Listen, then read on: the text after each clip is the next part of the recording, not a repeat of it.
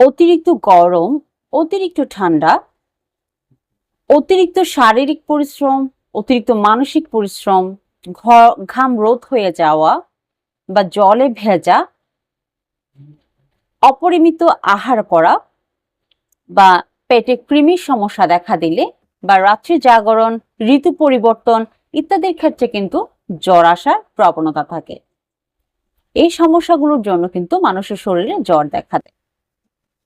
আজকে আমি হোমিওপ্যাথি জগতের খুব টপ গ্রেডের 3টে হোমিওপ্যাথিক মেডিসিন আপনাদেরকে বলবো। এই মেডিসিনগুলো আপনাদের প্রত্যেকেরই ঘরে রাখা দরকার। এই 3টি মেডিসিন আপনারা যদি সিমটমের উপর ডিপেন্ড করে একদম প্রথম অবস্থায় যদি প্রয়োগ করতে জানেন, তাহলে পরবর্তীতে আর কোনো মেডিসিনের প্রয়োজন হবে না। জ্বর আসার সাথে সাথে জ্বর নেমে যাবে। আমি ডাক্তার লাভলী মিত্র, আমার ইউটিউব চ্যানেলে আপনাদের সবাইকে স্বাগত। আমার প্রথম মেডিসিনটি হচ্ছে অ্যাকোনাইট ন্যাপালাস। অ্যাকোনাইটের জ্বরের যে সিমটমগুলো হচ্ছে হঠাৎ জ্বরে আক্রমণ, কোনো ঘাম থাকবে না শরীরে, একদম এপাশ ওপাশ ছটফট করবে, একটা মৃত্যু ভয়, খুব পিপাসার সাথে জ্বরটি আসবে, কিছুক্ষণ পরপর একটা অস্থিরতা ভাব এবং কিছুক্ষণ পরপর পানি পান করবে যেন সে মারা যাবে, একটা মৃত্যু ভয় থাকবে তার মধ্যে। এই সিমটমগুলো যদি আপনার মধ্যে বিদ্যমান থাকে তাহলে কিন্তু অ্যাকোনাইট 30 CH পোটেন্সি আপনি 2 ঘন্টা পর পর 2 ফোঁটা করে ডাইরেক্টলি জিভে দিয়েও খেতে পারেন, আবার 1 চামচ পানির মধ্যে দিয়েও খেতে পারেন। দেখবেন 3-4 মাত্রা খাওয়ার পরে আপনার জ্বর নেমে গেছে।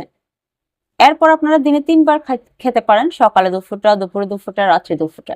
2-3 দিন নেওয়ার পর আর কোনো নেওয়ার দরকার হবে না, অটোমেটিক্যালি জ্বর কমে যাবে, চলে যাবে। এরপরের যে মেডিসিন সেটি হচ্ছে ব্যালেডোনা। ব্যালেডোনা যে সিমটম সেটি হচ্ছে চোখ মুখ লাল হয়ে একদম মাথা ব্যথা করে জ্বর আসবে, জ্বরের হঠাৎ আক্রমণ হবে এবং খুব দ্রুত গতিতে বাড়বে। অর্থাৎ আপনার হঠাৎ মাথা ব্যথা, চোখ মুখ লাল করে জ্বর এসেছে এবং হঠাৎ 1, 2, 3, 101, 102, 103 এভাবে দ্রুত গতিতে বেড়ে গেছে। একদম চোখ মুখ একদম রক্তিম আভা চলে আসবে, একটা ভেতর থেকে একটা গরম অনুভূতি হবে, হালকা একটু জ্বালাও থাকবে। এই সিমটমগুলো যদি আপনার মধ্যে বিদ্যমান থাকে তাহলে কিন্তু ব্যালেডোনা 30 CH পোটেন্সি আপনি 2 ঘন্টা পর পর সাথে সাথে যদি 2-3 মাত্রা প্রয়োগ করতে পারেন, খুব অল্প সময়ের মধ্যে এই 2-3 মাত্রার মধ্যে কিন্তু আপনার জ্বর নেমে যাবে। ধরুন আপনার সকালে হঠাৎ জ্বর এসেছে, আপনি সকাল থেকে 2 ঘন্টা পর পর ব্যালেডোনা প্রয়োগ করলে দেখবেন সন্ধ্যার আগে আপনার জ্বরটা নেমে গেছে। আর যদি সন্ধ্যায় আসে, সন্ধ্যা থেকে যদি আপনি ব্যালেডোনা প্রয়োগ করেন 2 ঘন্টা পর পর, দেখবেন সকাল হতে না হতে আপনার জ্বর নেমে গেছে। এবং এরপরে আপনারা দিনে 3 বার মেডিসিনটি নিতে পারেন, সকালে 2 ফোঁটা, দুপুরে 2 ফোঁটা, রাত্রে 2 ফোঁটা, 2-3 দিন এভাবে সেবন করতে পারেন। কোনো সাইড এফেক্ট নাই এবং খুব অল্প সময়ের মধ্যে আপনার শরীরে একটা আরাম চলে আসবে।